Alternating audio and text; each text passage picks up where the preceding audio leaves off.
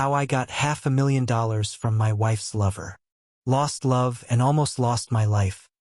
What really tore me up inside was standing there, watching her get ready for the evening. She slipped into some revealing lingerie and stockings, and I just stood back, feeling like a stranger. I watched her spend what felt like forever doing her makeup and styling her hair just right. Then, she pulled out this dress I had never laid eyes on before.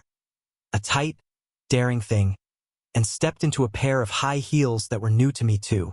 The whole outfit was something I had never seen. That wave of betrayal, jealousy, and anger hit me deep. It crushed me, knowing she was doing all this to impress Nathan Cross, her boss. Not me. There she was, putting so much effort into looking irresistible for another man. While I had been working my tail off to give her a good life, a nice home, and a loving family. I just could not wrap my head around it. Our hot relationship had always been amazing. Lauren was always attentive and open. She never made me feel unloved or unsure. For 20 years of marriage, I had trusted her completely and never once thought she would step outside of what we built together. But then my mind flashed back to that one night, about a month ago, at her company's big dinner event. That was the first time I noticed something that felt off. Nathan, who was the managing partner of the law firm she worked for, paid a whole lot more attention to Lauren than I was comfortable with. And there was a certain look, a smirk he threw my way after dancing with her, that rubbed me the wrong way. It was subtle, but it was there, and it sent my gut instincts into overdrive. The next day, when I brought up how uncomfortable it made me, Lauren brushed it off way too quickly, standing up for him, trying to make me think I was just being paranoid. That only made the feeling in my chest grow worse. Suddenly, all those late nights at work and canceled lunch dates started clicking in my mind like red flags I had ignored for too long. The more I thought about it, the angrier I got. Lauren worked as Nathan's personal assistant, and Nathan was not just any boss. He was the top guy, managing partner at one of the city's most respected law firms. He loved to show off too, driving flashy cars, wearing expensive watches, living the high life, and of course showing off his new young wife, Chloe. Chloe was about 30 years old, drop-dead gorgeous, and Nathan had left his wife of 20 years for her. That said a lot about the kind of man he was. Nathan also loved making jokes at other people's expense, and I had not forgotten the time he made fun of my work during one of the company events. See, I sell screws and fasteners to major retail chains. It is not a flashy career, but it is honest work, and I pulled in over $200,000 a year, enough to give my family a really good life. I made sure Lauren had everything she wanted, and we covered all of our daughter Emily's college expenses without loans. She was in her second year already. We also lived in a nice neighborhood, had good friends, and enjoyed a comfortable life. Sure, I was not raking in millions like Nathan, but I was proud of what I had built. I thought Lauren was happy too. But that night when Nathan cracked a joke about my job, calling out across the table, "Hey Ethan, how's life selling nuts and bolts? Must be a blast working at Home Depot every day." And Lauren laughed along with him. Something inside me snapped. I was furious. Furious not just because of the insult, but because my own wife did not stand up for me. I walked away without saying a word, just swallowed the rage. Lauren did follow me, asking what was wrong, but when I explained, she just brushed it off again.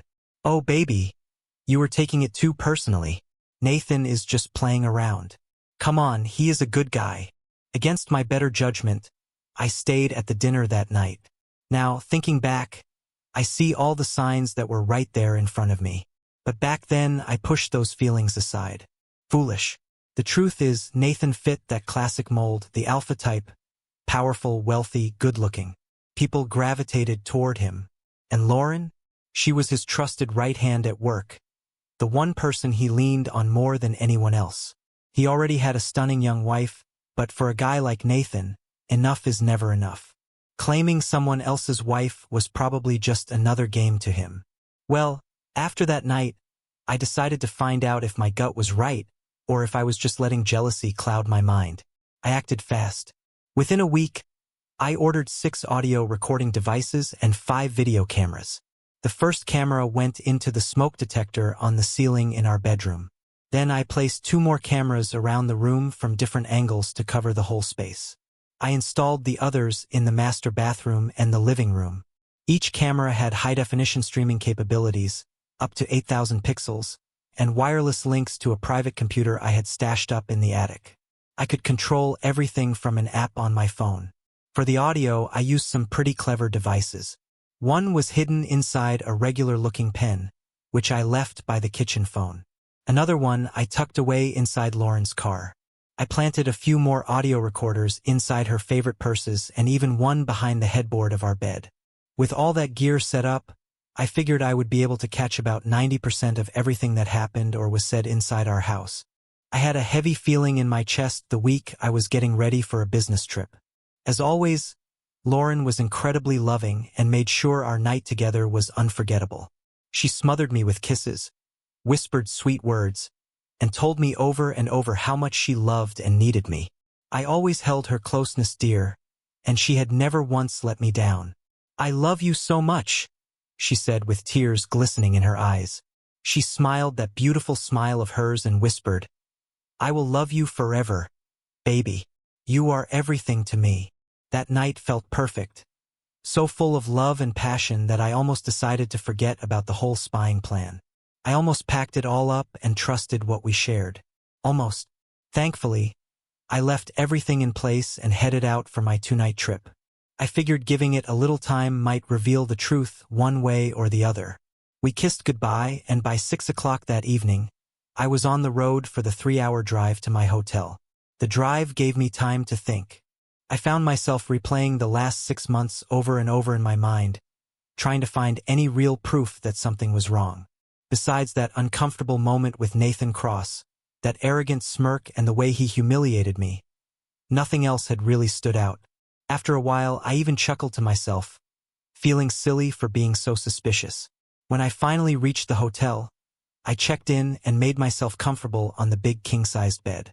I fired up my laptop, checked through some work emails, and then clicked on the link that connected me to the home server I had hidden up in the attic. I wanted to make sure the remote access worked like it was supposed to. I figured there would not be much to see, but I still needed to test it out. I played the footage at triple speed until I spotted Lauren moving around in the bedroom. I slowed it down to regular speed, smiling as I watched my beautiful wife making a phone call, looking relaxed and sexy. But what I heard next knocked the air right out of me. About an hour after I had left, she was on the phone with Nathan. The video picked up her side of the call as she lounged on the bed. "Hey, honey," she said, her voice soft and flirty. "He left. I am all alone now." She giggled a little. "Yes, this time it is 2 whole nights." There was a pause, and then she asked, "When can you come over? Will your wife not wonder where you are?" I sat there frozen, staring at the screen as Lauren went on, sounding excited. "Oh my gosh, this is amazing. Can you stay the night? I really want to wake up next to you." Another pause. Then she laughed again, twirling her hair with her fingers. "Of course, baby. I am all yours. What time will you get here? Okay, see you soon." "I love you, baby." I sat there in shock. Just a few hours ago, she had made love to me like I was her whole world. She had looked me in the eyes, told me she loved me, cried even. And now this? Who was this woman lying to me with such ease? How could she say she loved me and then invite another man into our bed the moment I was gone? I kept watching, numb. Over the next hour, I saw Lauren getting ready for her guest. She took a long shower, then slipped into lingerie that was both stunning and heartbreaking to see. She added high heels and spent half an hour fixing her hair and makeup, looking like a fantasy, but not for me. Seeing her like that, so beautiful and sensual, should have made me feel lucky. Instead, rage and jealousy boiled in my veins. She never dressed like that for me. Every move she made now felt like a betrayal. Still, a part of me wondered, maybe it was all a misunderstanding? Maybe he would not actually show up? That fragile hope shattered when the doorbell rang. I watched, live, as Nathan stepped into my house, bold as could be. He grabbed Lauren, pulling her close, and kissed her deeply right there in front of the camera. I zoomed in on their kiss, feeling my stomach lurch. I ran to the bathroom and threw up for the first time that night. Back on the screen, Nathan was grinning ear to ear. Wow, baby, you look absolutely incredible in that dress. I cannot wait to peel it off your beautiful body and have you all night long, he said, running his hands over her. His words made my blood boil, but the worst was still ahead. I watched Lauren smile sweetly, take his hand, and lead him straight into our bedroom. The hurt turned into something almost unbearable as I watched her help him out of his clothes, that stupid smug smile never leaving his face.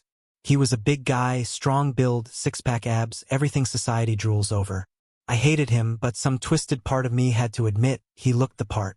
After throwing up a second time, I sat there and forced myself to watch what happened next. For the next hour, I listened and watched as they shared what should have been sacred between a husband and wife. But the worst part? It was not just the physical part that gutted me. It was the way they talked to each other afterward.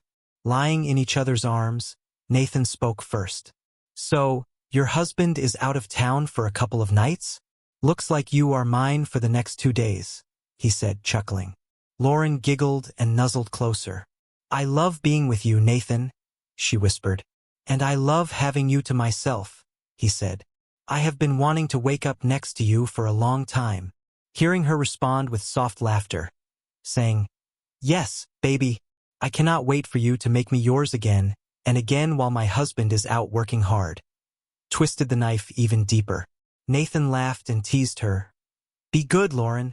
Remember, you said you love him, and he is a good man. Lauren's voice dropped a little. I do love him. He is a good person. But Nathan, you are the most attractive man I have ever known. I love our time together. It is more than just a hot relationship. You make me feel alive. Nathan kissed her forehead and said, You give me more than my wife ever did. Being with you means everything. And right then, sitting there in that hotel room, I realized my whole world had fallen apart. Hearing those words hurt more than I can even explain. That love Lauren was talking about, it was supposed to be mine alone. And now I knew she had given it to someone else. I stayed glued to the screen, watching as they hugged, kissed, and whispered together. Does your husband satisfy you like I do, Lauren? Nathan asked. She smiled softly and replied, He is a wonderful lover, but no, not like you. You do things to me that I cannot even explain. Hearing her say that crushed me. I sat there, feeling like my heart had been ripped out, lost in sadness and disbelief. After a few more minutes, I could not take it anymore. I shut off the computer, unable to listen to one more second of the betrayal happening right there in my own bed. I tossed and turned the entire night, battling my anger, grief, and the growing thirst for revenge. One thing was clear. There was going to be a lot of pain ahead, for both of us. When I got back home, Lauren greeted me like nothing had ever happened. She wrapped her arms around me with a big hug and showered me with kisses, smiling and acting just like the loving wife I thought I knew. But something inside me had changed. Instead of feeling the deep love I used to have for her, I felt disgust. I literally shuddered when she kissed me. Still, I kept my cool, playing the role of the happy husband. Over the next few days, I carefully gathered up all the recordings and video files, making backups to the cloud and locking everything away in a heavily encrypted folder on my computer. For the next 2 weeks, I made sure Lauren spent nearly every moment by my side. I kept her busy, made plans every evening, and left no opportunity for any secret meetings or sneaky get-togethers. She even asked me once when my next business trip would be. It was clear they were waiting for me to leave again. One morning, while Lauren was driving to work, I caught part of their conversation through the audio recorder hidden in her car. When is your husband leaving town again? Nathan asked. I am not sure, but I will find out, Lauren replied sweetly. Nathan chuckled. It better be soon, baby. Hearing that, I started putting my plan into motion. That evening, while we were watching television together, Lauren leaned over and asked casually, Honey, when is your next trip? I fought to keep my anger buried and forced a playful grin. Why? You trying to get rid of me? I joked. You got a secret boyfriend who shows up the minute I leave? Lauren never even blinked. She smiled and said, Do not be silly. I just hate when you have to go. I was wondering if your travel has slowed down any. Nope, sorry, sweetheart. Still gotta travel, I said, keeping my voice easy. Actually, I have a meeting next Tuesday night. I should be home by sometime Wednesday. She gave me her best sad face and said in a soft voice, I hate when you leave. I miss you so much when you are gone. Then she crawled into my lap, hugging me tight and kissing me deeply, making me feel all that fake love she had already given to another man. It took everything I had not to scream at her right then and there. But I kept calm, knowing that next week, my plan would finally come together. On Tuesday, I packed up like I was heading out of town again. Lauren and I had what would be our final time being intimate. After that night, there would be no more us. Before I left, she kissed me sweetly at the door. I wondered for a second if she caught the sadness in my eyes as I looked at her one last time the way I used to. Her smile faltered for just a moment, but I could not tell what she was thinking. Instead of heading out of town, I went straight to my office. I parked my car in the lot and stayed there, pretending to work late, which was not unusual enough to raise any suspicion. Around 7:30 that evening, I checked the live feed from the house. Sure enough, I watched as Nathan let himself in and kissed Lauren like he owned her. Showtime. I quickly disabled the video feed from my phone app to make sure there would be no digital trail, then placed my cell phone in a drawer. I did not want any GPS tracking showing where I really was that night. After that, I slipped quietly out of the building, walked over to my car, and popped the trunk. Inside was my folding electric bicycle. The little thing could hit speeds up to 30 miles per hour and had a range of 50 miles on a full charge, perfect for what I had planned. I pulled up the hood of my black sweatshirt, checked to make sure no one was around, and pedaled away into the night. The bike was exactly what I needed. Fast, quiet, and nearly invisible. In just under 20 minutes, I made it back to my house, slipping through the darkness without anyone noticing. I parked the bike behind the house, then crept up to the back sliding door, the one I had left unlocked earlier that day. Once inside, I stood perfectly still, listening carefully. From upstairs, I heard the soft sounds of voices and movement coming from the bedroom. Once I was sure they were too distracted to notice anything and that my presence had not been discovered, I made my move. I went to the closet where I had hidden a short-barreled shotgun and an aluminum bat. Quietly, I grabbed both and carried them to the hallway just outside the bedroom door. I leaned the shotgun carefully against the wall, gripped the bat firmly, and then gently pushed open the door to the dim, candlelit room. They were making so much noise that neither of them heard me slip inside. Without hesitation, I walked right up to the side of the bed and swung the bat hard, but stopped it just short of making contact. The sudden movement, the rush of air, and the look on my face must have scared Nathan senseless. His eyes went wide with terror. He scrambled backward so fast he lost his balance, crashing to the floor and hitting his head hard against the nightstand. He lay there motionless, completely knocked out, not from my bat, but from his own fear and clumsiness. I quickly grabbed the shotgun and flipped on the overhead light. That was the moment Lauren finally realized what was happening. She sat bolt upright, eyes wide with horror. Oh my goodness, no. Please, no. This cannot be real. Why are you here? You were supposed to be out of town. I stared her down and said coldly, the real question is, why are you in our bed with another man? Before she could answer, I barked, be quiet and listen. Nathan, now slumped against the wall, was groaning as he slowly regained consciousness. A trickle of blood ran down the side of his head where he had smacked it on the corner of the furniture. He blinked, still dazed, and looked up at me with fear. Dang, that hurts, he muttered. Why did you do that, man? Are you serious? I snapped. You are in my house, sleeping with my wife in my bed, and you wonder why I swung at you? He wiped at the blood on his face, clearly trying to keep calm. What are you planning to do? He asked, his eyes locked nervously on the shotgun I was holding. Are you scared now, big guy? I taunted. You should be. I stepped closer, keeping the barrel aimed steady. I know everything you two have been doing behind my back. Tonight is payback. I grinned darkly. I am going to make sure you never forget this night. Nathan swallowed hard. If you hurt me, you are going to spend the rest of your life in prison. I laughed coldly. Maybe, maybe not. But tonight, it ends right here, one way or another. The truth was, I had no real intention of ending anyone's life. But they did not know that, and that fear was exactly what I wanted them to feel. Lauren was sobbing, curled up in the bed, desperately trying to cover herself with a sheet. Please, baby, she cried. Please do not do anything crazy. I love you, I swear I do. Just put the gun down. We can talk about this. With a wicked grin, I swung the shotgun in her direction. You brought this on yourself, I said coldly. You wanted a thrill outside our marriage. Well, here it is. Both of them knew they were deep in trouble. They were scrambling now, trying to calm me down, hoping I would not do something they could not take back. What they did not know was that the custom shells inside my shotgun were not lethal. They were specially made, a mix of 25% salt and 75% capsicum oleoresin, the same stuff used in high-powered pepper spray. I had no plans to kill anyone that night, but I sure did plan on causing enough pain that they would never forget what they had done. Nathan, still woozy from fear and the hit to his head, must have thought he had a chance.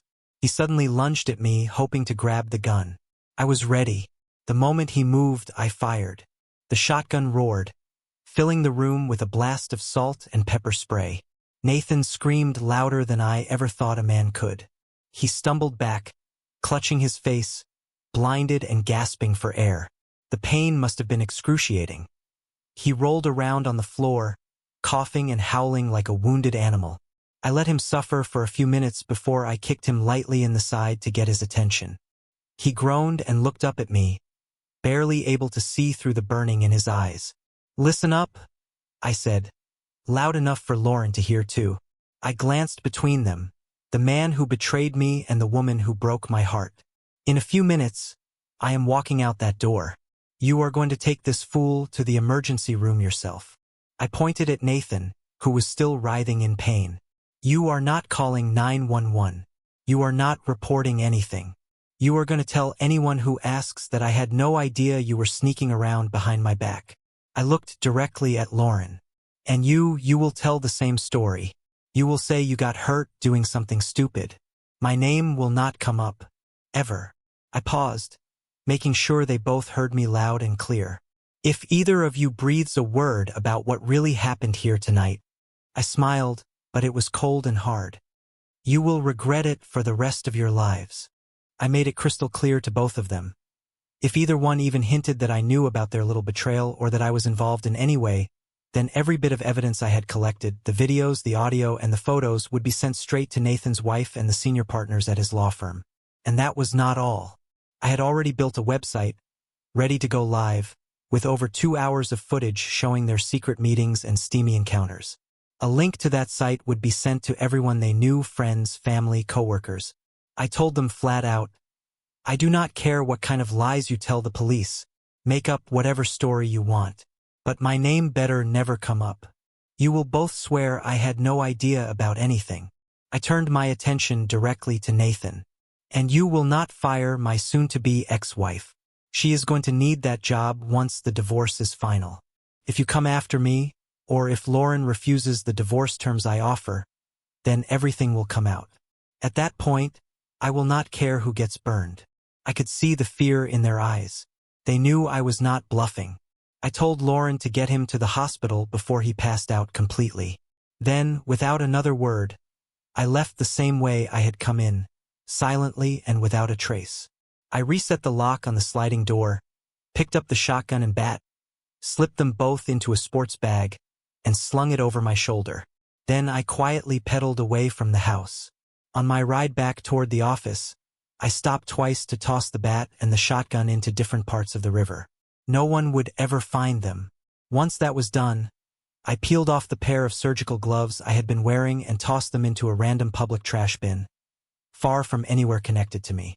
By the time I got back to the office parking lot, it was still early enough that nobody thought anything was unusual. I folded the electric bike, tucked it back into my car trunk, and was sitting behind my desk by 9 o'clock. A few IT staffers who were working late even saw me around and said good night when they left. From anyone's point of view, I had been sitting at my desk all evening. My car never left the lot. My story would be their word against mine, and there would be no evidence linking me to anything. Nathan ended up needing surgery. They had to shave a section of his head to stitch up the wound, 18 stitches in total, and he was diagnosed with a concussion from his fall. When the police asked him what happened, Nathan stuck to the story we both knew he would. He said he remembered going to his personal assistant's house to drop off some paperwork and then waking up in the hospital. He claimed he had no memory of seeing anyone or being attacked. Smart move, because he knew if he opened his mouth, his entire career and personal life would go up in flames. Lauren kept just as quiet. When questioned, she said she heard a loud noise, like a gunshot, and ran outside to find Nathan lying there. She insisted she thought it would take too long to wait for an ambulance, so she loaded him into her car and drove him to the emergency room herself. Neither one of them could explain why Nathan was completely naked, but they stuck to their carefully crafted lies. But not everyone was buying it. Nathan's wife definitely did not believe a word of his story, and that created even bigger problems for him later on. As for me, I spent the next afternoon carefully removing all the hidden surveillance equipment from the house. I uploaded all the recordings, videos, and backup files to an encrypted cloud server, then destroyed the physical devices, smashed them, and tossed the pieces into different dumpsters around the city. Now, any proof that I had known about their affair was completely out of reach, stored where only I could get to it. Lauren came home around 6 o'clock that night. I was sitting in the living room, nursing a glass of my best whiskey, when she walked in. She stopped in the doorway, looking like a ghost of herself, broken, hollow, devastated. She sat down across from me on the couch, silent for a long moment, then finally spoke, her voice trembling, with tears running down her cheeks. She said, "Ethan, I know what you saw must have been horrible, but you have to understand, I was never in love with him." She paused, wiping her eyes. "I know how bad it looked. I know what I said, and how it must have felt to hear it. But you know me, baby. After being together, after the hot moments, I always need that emotional connection. That love you and I share. That was always real." I stared at her, silent. She kept going, desperate now. "I hated being alone when you traveled. And Nathan, he was just there. He kept me company. But it was you I loved, Ethan. Always you." Her words hung in the air, but deep down, I knew there was no coming back from this. "And yes," Lauren went on, tears streaming down her face, "it got physical, but it was just about the hot relationship. It did not mean anything. You have to believe me." I sat there staring at her, my mouth hanging open in pure disbelief. The excuses pouring out of her mouth were so ridiculous. I almost thought I was dreaming. "Lauren," I said, keeping my voice calm even though inside I was burning, "I have listened to everything you had to say, and even though you claim all those sweet words were really meant for me, I cannot ignore what I heard and saw. It was Nathan you gave those feelings to." I shook my head slowly. "It is over, Lauren. 20 years, 20 good years, thrown away because of your boss and your betrayal. We are both going to live with what you did for the rest of our lives." I stood up, looked her dead in the eyes, and added with heavy sarcasm, "Thank you for the pain and the suffering. I will treasure it always." She broke down even more, sobbing into her hands. What happens now?" she asked between sobs. I took a deep breath and answered her coldly. "What happens now is simple. We are finished. I will never be able to understand how you could do what you did, not after everything we built together. And while I cannot forgive you, I will keep my word. I will not expose you publicly." I paused to let that sink in before continuing. "Emily, your parents, they will never know the real reason why. I will let you explain the divorce however you want. But listen carefully, Lauren. If you even think about making me look like the bad guy, if you tell one lie about this, I promise you it will end badly. I will make sure everyone knows the truth, that you are nothing but an unfaithful woman who destroyed her own family." I stared at her, watching the hope drain from her face. I am putting the house up for sale. In the meantime, you need to find somewhere else to live. You destroyed our life, so you are the one who needs to move out. This is not up for discussion. It is going to happen. I finished by saying, tell me where to send the divorce papers. Sign them without a fight. If you resist, if you make this harder than it has to be, it will only get worse for both you and your friend Nathan. Lauren buried her face in her hands, sobbing harder than ever. Through her tears, she begged, he is not my boyfriend. I do not love him. Please, can we not find a way to fix this? I know it is too late, but I cannot imagine my life without you. I will do anything. I never wanted to lose you. Please do not leave me. I just stood there, numb. You know, Lauren, I said quietly, if it had been only about the hot relationship, maybe we could have tried counseling. Maybe we could have taken time apart and found our way back. I looked straight at her, and my voice hardened. But you did more than that. You gave him what was supposed to be just for me, your love, your tenderness, your devotion. Those words you said to him, those words killed everything I ever felt for you. There is no fixing that. I turned and walked toward the door. I will never forgive you, I said without looking back. Once the divorce is final, you will disappear from my life. Forever. Lauren cried and begged for hours that night, pleading for another chance. But it did not matter. My heart was closed to her. The next morning, she packed up her things and moved in with her parents while we waited for the house to sell. The following week, the police came knocking. They tried to get me to admit to being involved in the so-called incident at the house. But I had already hired a lawyer, and we made it very clear. Without evidence, I would not be answering any more questions. They would need a warrant. Since they had no proof and I had a rock-solid alibi, they eventually dropped it. In the official reports, the whole thing was written off as an unsolved burglary and assault. Meanwhile, Lauren and her family kept calling me, blowing up my phone, leaving messages, even coming by the house. They begged me to forgive her, to reconsider, to go to counseling. They said she loved me and could not live without me. It was all just noise to me by then. I stopped answering the phone. I stopped opening the door.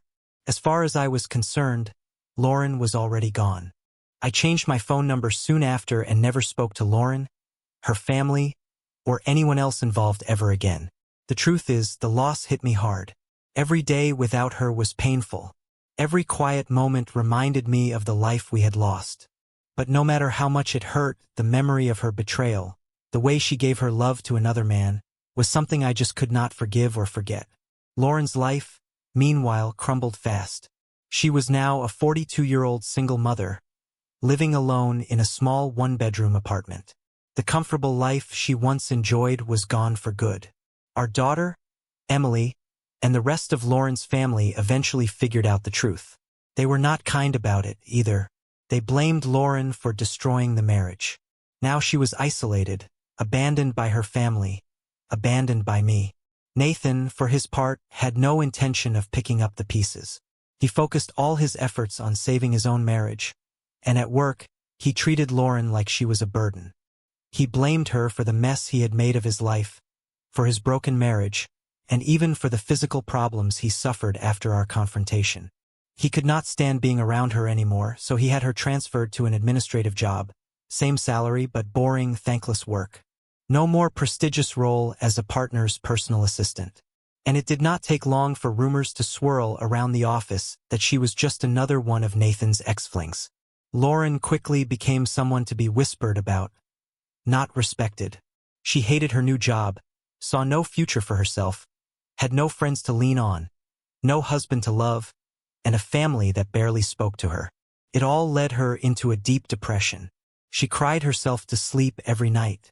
She missed me, missed the life we had with every fiber of her being. Her heart ached constantly as she thought about what she had thrown away. Emily tried her best to help her mom, but it was like watching a slow-motion collapse. Lauren lost weight. She barely ate. She drank heavily every night. She stopped caring about herself, repeating over and over that without me, there was no point in trying anymore. At one point, Emily even came to me for advice. She was worried sick about her mother. I listened, I sympathized, But I could not open that door again.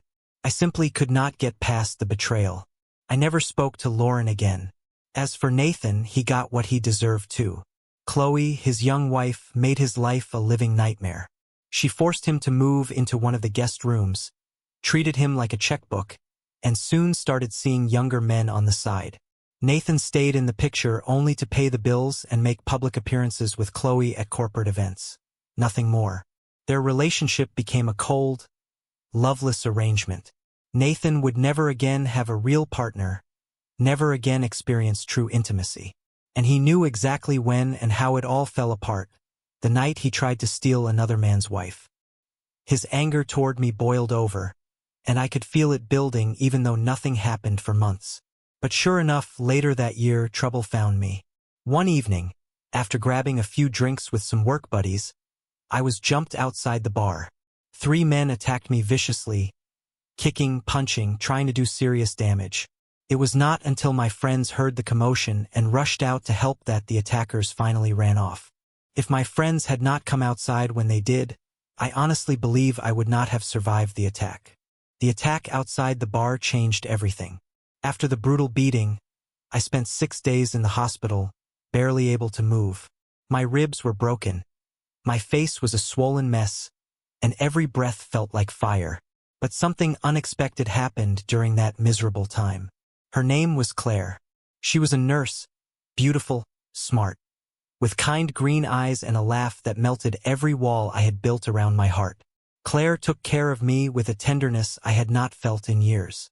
At first, I thought it was just professional kindness. But the way she looked at me, the way she listened, it was different. In the quiet hours, when the painkillers dulled the world and the hospital hummed with low voices and beeping monitors, Claire sat with me. We talked about everything. Books, travel, dreams we thought were long dead. Somewhere between those late-night conversations and her soft hand on mine, I realized something shocking.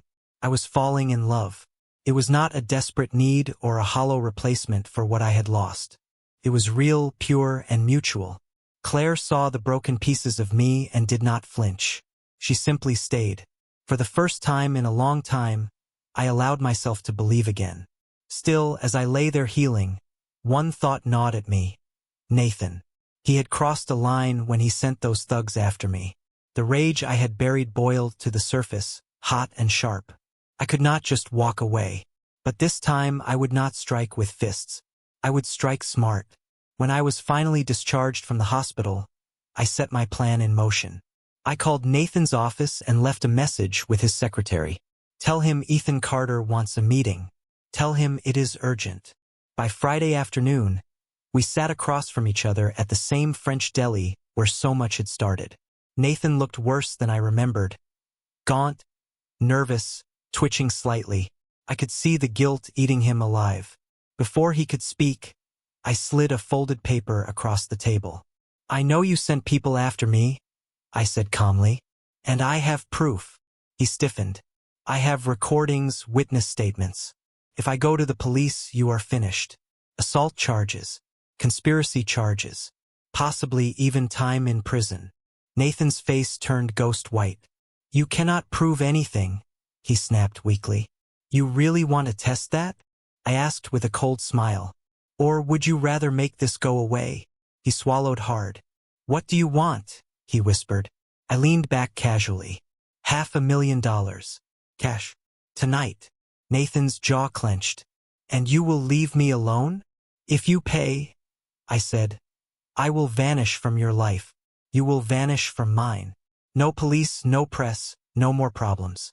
Otherwise, I will burn your entire world down. After a long, tense silence, he nodded. I will get the money. Good, I said. And you will leave the city. Start over somewhere else. He nodded again, defeated. That night, just after 10, I met a courier in a nondescript parking garage. He handed me a heavy duffel bag filled with cash. I counted it carefully. $500,000. Every penny accounted for.